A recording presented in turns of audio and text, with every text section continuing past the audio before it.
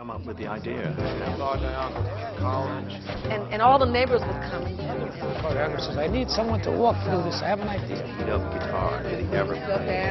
He would laugh when I would do Shakespeare or something. Kind of got to that place. We finished the scene.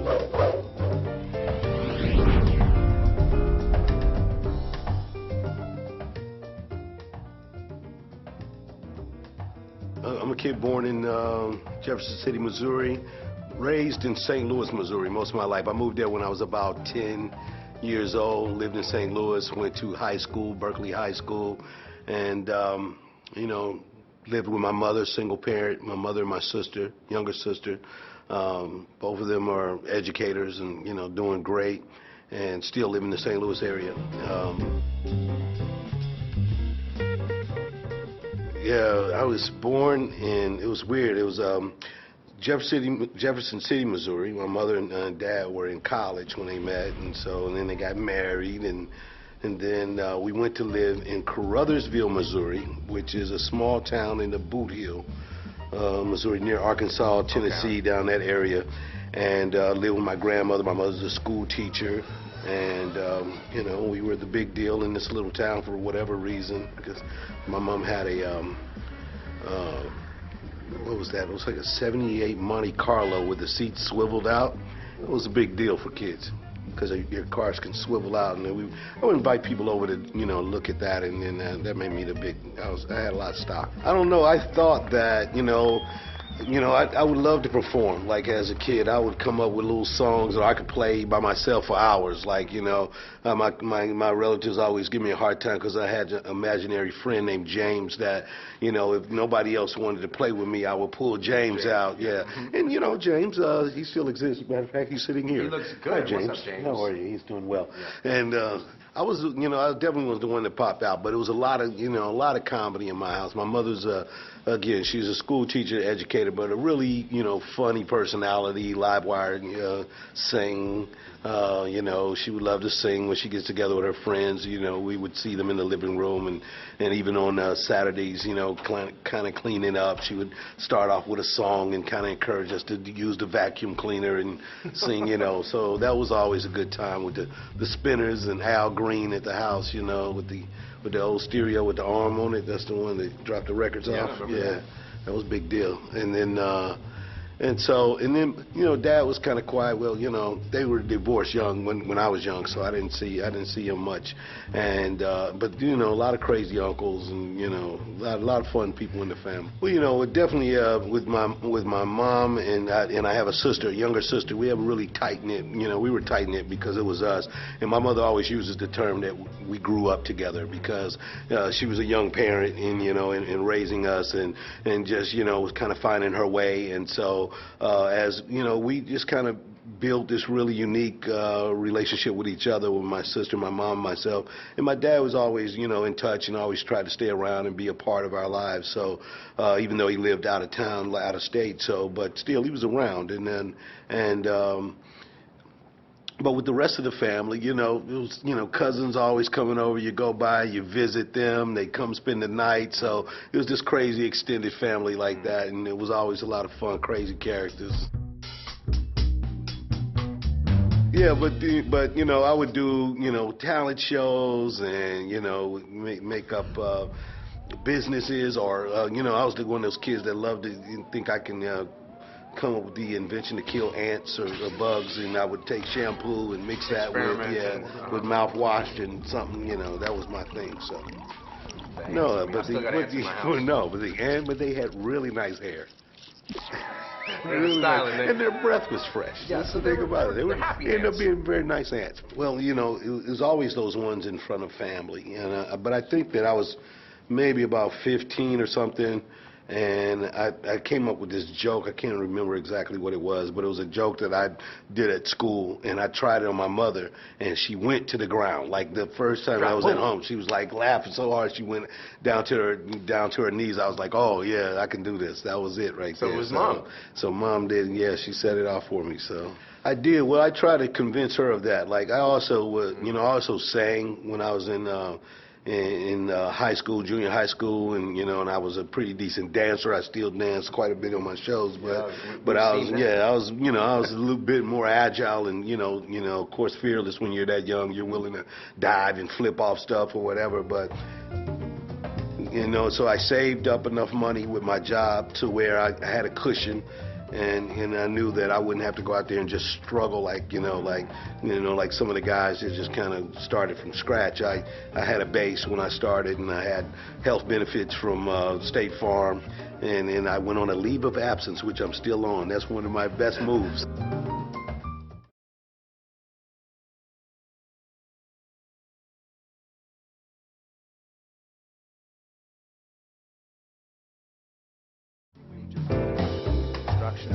Well, a lot of that story is based on light I guess it was 87, 88, in St. Louis, local comedy clubs, started performing there, going up. Got a name for myself pretty quickly, became really popular. People would call and want to book me on the show. That's how I got the name The Entertainer, because I didn't really have a lot of jokes, but people wanted to book me for like 30-minute, 40-minute shows, and so I would sing, I would do poetry, I would dance, whatever I could do to fill up the time so I could make the money. So people would say, well, you're a comedian, this next comedian. I'd be like, no, call me an entertainer, because I'm not going to tell jokes for that long. So that's how the name Said The Entertainer came up. Started working. I became successful pretty early in my career, after about a year or so working in the St. Louis clubs. My mother was an educator. She was a reading teacher and a specialist, and so she didn't really see that as something that was going anywhere. So it was all about go to college, get your degree, go to college, get your degree. So I ended up going on that path for a long time, even though I had the desire to be a performer. But I went to Southeast Missouri State University, Cape Girardeau, graduated in radio and television broadcasting, had a TV show when I was there, so I was always trying to do it, and radio show while I was there. Right. So, but it was after that, it was sometime after I graduated that I decided, that I was adult enough to try what it was that I wanted to do, and I just, gave stand-up a try. Well, I guess one of the main things, I tried to protect myself. Like, I had the college degree, so I got a job at State Farm as a claims adjuster. Now, this job allowed me to be free, kind of throughout the day. And it put me in a lot of different experiences. I would take those, and then I would perform at night. But I had a base salary, so I started to just kind of build my career from there. We had a big chain of comedy clubs called the Funny Bones at the time. It was like 22 in the country, and they would book you twice a year if you got on. So my thing was to kind of, I would manipulate those guys. The corporate, I would go and do things for the corporate guys, or come do a free show and see if, get the owners to like me, so that they would book me on their big tour. And if I knew if I got booked on the big tour, I can go. It would be a start. It would be maybe, I think that would have broke down to about 30-something thousand a year. And so that was, so that was the strategy for me, was like, so I saved up enough money with my job to where I had a cushion. And I knew that I wouldn't have to go out there and just struggle like some of the guys that just kind of started from scratch. I had a base when I started, and I had health benefits from State Farm, and I went on a leave of absence, which I'm still on. That's one of my best moves. Don't say it. It's no. We'll edit that out. No, they love it. I call them all the time. I was like, yo, if I need to come back, y'all know I'm on a leave of absence. Got me. Take care of It's been 20 years, but still. Yeah, I came into comedy at a really lucky time, I feel like, as far as, the level of success and the opportunity to be successful, because the comedy clubs were the big hit, even shows like Evening at the Improv. Johnny Carson was putting he'd always did it, but now he's starting to put on a lot of fresh, new, young comics.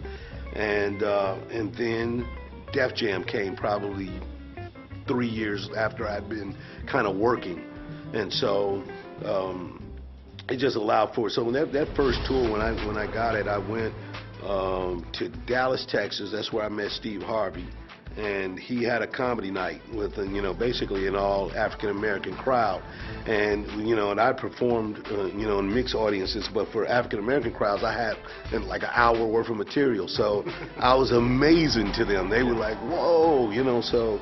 We became friends, and he would actually, and he was a working comic, very busy, so whenever he would go away, he would call me to come host his room, so that gave me a really nice solid base, and that was all in my first year. So yeah, I think so. I think that what I've come to learn was in the mixed room or the majority white rooms, you got to have your set up punchline. You need that.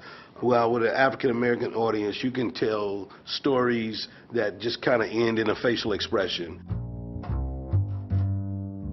Yeah, I mean, especially when you're coming from the Midwest, and I mean, you have ideas of grandeur. I mean, like anybody that kind of like, steps out to do their own thing. You may have like one day of success, and you go, and that gives you the encouragement to go, yes, you can do this, and you believe it. And then all of a sudden, it seems like every power that could be goes against you. And, and especially starting stand-up, coming from the Midwest, it's just nobody would really take you serious, We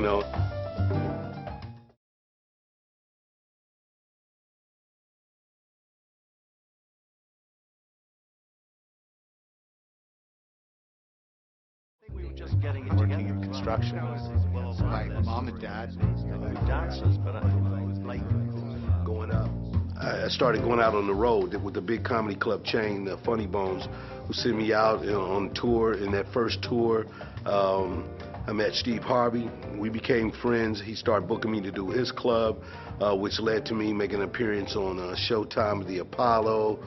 They used to have a show called Uptown Comedy Club, and that eventually led to me doing Def Comedy Jam.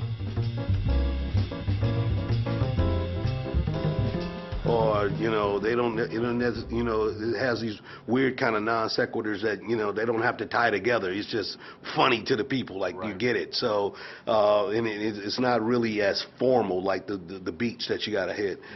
I wouldn't even really say it was language barrier. It was just style. Like, when people are used to kind of hearing you say, hey, look, a guy walked into a bar and boom, boom, boom. Or, I tell you the difference between two people, you just start talking, it's a very different style. Yeah. Oh, no, definitely not. No, and it's even gotten globally closer. It used to be, a very kind of thing where you say black, white, but now you can, I mean, it's like Indian cultures, East Indian, people just kind of mix in. We just kind of get it, and that's a great thing. I do think that, the internet, music itself, the expansion of cable television shows like Entourage and those kind of things where everybody kind of watches them, and it doesn't really matter who's who. You kind of get the characters, and so I think that it definitely shows, proves itself to be true when you're performing, and that, it's just better to be yourself when you go up there, and then that audience will find you. If they don't get you right away, I always say it's kind of that thing that happens, it's a trickle down. It happens when somebody else is laughing and you wonder, why are they laughing so much, and all of a sudden I'm watching you laugh, and it becomes funny to me, and then finally I get it. Like, I didn't really get it at first or whatever, so. Right. Yeah, I mean, especially when you're coming from the Midwest, and I mean, you have ideas of grandeur. I mean, like anybody that kind of like, steps out to do their own thing. You may have like one day of success, and you go, and that gives you the encouragement to go, yes, you can do this, and you believe it. And then all of a sudden, it seems like every power that could be goes against you. And, and especially starting stand-up, coming from the Midwest, it's just nobody would really take you serious, in the bigger shows. I remember I wanted to go on Def Jam, like, in the first couple of seasons, and, they were like, come on, dude, and comics would vouch for me, be like, oh, Ced is funny. And, man, he's from St. Louis. Get to L.A., get to New York, get to somewhere where people are doing it big, and then we can take you serious. But if you're gonna, just kind of do it from your little town there, Once I kind of got on the path, it was pretty steady for me. I thought I had I had a couple of nice wins in a row. That's what I would say. So I would say this: the first time I did comedy, I won my first 7-game series. I lost the second one, but the first series was enough to convince me that I can play because I was an opening act. I remember I went out on tour and I started out and I was an opening act, and probably like my 8th show in, they switched me. Because the guy who was the middle act, he couldn't follow me. He was like, I was lighting the room up, and so they switched us, and that was one of those things. You're like, all right. Yeah. And then I got TV like early on, so they booked me for Showtime, the Apollo. So it was those kind of things that kind of build up the encouragement and let you say, hey, you can do this. And then I bombed one time in front of a big audience, and that kind of shook me up. Yeah, I was tired. I've had a very hard schedule. I'd driven to like Des Moines, Iowa, when I lived in St. Louis. So I'd driven to Des Moines, did a show, drove back to St. Louis, got on a plane. Plane was delayed, flew to Miami. When I got to Miami, I had to go straight to the show. So I had all my luggage with me and everything, and I went to do the show. And in Miami in those days, it was almost like the Tony Montanos. I mean, you see a lot of underworld characters. Bernie Mac was the headliner. That didn't help because he was going to destroy. And then I went up and I just didn't have it together, and I bombed, and I was really shaken up. And I mean, I can remember Bernie giving me some encouragement, in the classical Bernie Mac way. Don't worry about that shit, man. Shake it off. Shake it off and get your ass back up on stage. Don't worry about that shit. You funny. You have to keep trying. But I mean, I was supposed to do a 30-minute set. I probably end up doing 15. Because once you start bombing so bad, it's better to let the crowd go because it's only gonna get worse. So I had to basically apologize and and peace out. But I was luckily for me, I got to redeem myself.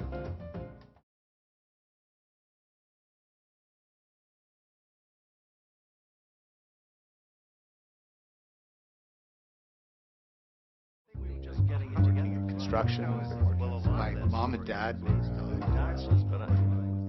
I became successful there. Decided to move to L.A. in '94 when I became the host of BET's Comic View. That was probably a great strategic move for me. That put me in households all around the country every night, and made me a brand name in African American households. That led to the Steve Harvey Show on WB for 5 seasons. During that period, we did the original Kings of Comedy, which was rock star comedy. We went around doing arenas, me, Bernie Mac, Steve Harvey, D.L. Hewley, Huge. And, and I've done a lot of movies since then, and it's been great. It's been a great career. Barbershops, Madagascar, Be Cool. You love the films, and, and I keep doing it. This is what I'm about, having a good time. So check me out. That's what it's all about, baby, making you laugh. He always had these cool little rhymes. It's like me. I'm on the 50-yard line, but it's first and goal. He'd be like, really? Okay. 50-yard line, first and goal. Yeah, it doesn't work, but it sounds good. Yeah, you have a good average. Yeah, you have to. You have to keep trying. But I mean, I was supposed to do a 30-minute set. I probably end up doing 15 because once you start bombing so bad, it's better to let the crowd go because it's only gonna get worse. So I had to basically apologize and and peace out. But I was luckily for me, I got to redeem myself because we played that place the next day for 2 shows. So we did a one show on Friday night and 2 shows on Saturday. And, after I recouped, I got to the room, I did some writing most of the day, came up with all new stuff, and I went on that stage and I was all right the next day. Them people didn't even know. The Friday folks, they missed it. It was on them. That was their fault. Exactly. They should have listened to Bernie too and come back. Yeah, they should have been like, hey, we should change our night. Just again, coming from a single parent household, watching what it took for my mother to put my sister and myself in great situations. I mean, we had our own rooms, and she worked hard. She did what she had to do, and you realize that, she educated herself, and you realize that there's a lot of kids that just don't get to see anything. And the origin of my charity foundation kind of came from that. Like, I can remember being a kid going to a college campus and seeing the majestic buildings and the trees and being inspired by it. Like, you know, again, I'm maybe, my mother's, she was getting her master's, so I probably was maybe 8, you know. I mean, you kind of know, you've seen your elementary school, but you never seen this thing, you know. So I just thought that it was important for kids to be able to, you know, be pulled from their environment. I had a relative, a cousin of mine, who we were close in age, and, you know, we just had 2 different life experiences. We were close until we got to teenagers, and he, you know, he became a street guy, and, you know, and I went to school, and the streets took him. And so, you know, I just thought that it was important that if kids get an opportunity to see another way, you know, just kind of look at it, be enlightened by it, they'll make some different choices, you know, and sometimes that's all they need. And so that's the part of the Entourage program in which I do, the Entertainers Entourage, and then we give out scholarships both citywide in St. Louis and to my alma mater, the high school, and the church. And we do a family scholarship too, if it's anybody from in my immediate family that's going away to school. So I think really just the opportunity to create, to try to take those ideas that are in your head and manifest them into something that you can leave for, you know, generations, or to prove that you've done it. You know, I mean, I think that that's one of the things I always try to encourage my kids, my children to do, is for them to believe that nobody can be a better them than they are. So, you know, I think that, you know, creativity is something that is, you know, it comes to you as an inspiration, and if you can try to, you know, form it into, you know, make it actual, then that's the best thing you can really do, is like go for it. Let somebody know that, you know, you're around, you did it. This is what you did.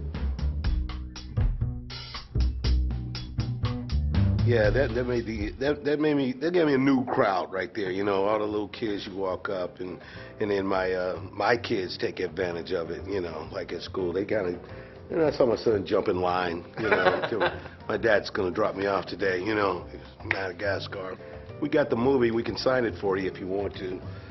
He's like throwing his weight around. Yeah, he's 8. He's using it. And it's smart.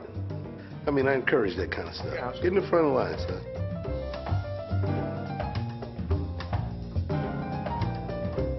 Yeah, said entertainer, I holler. That's trademark too.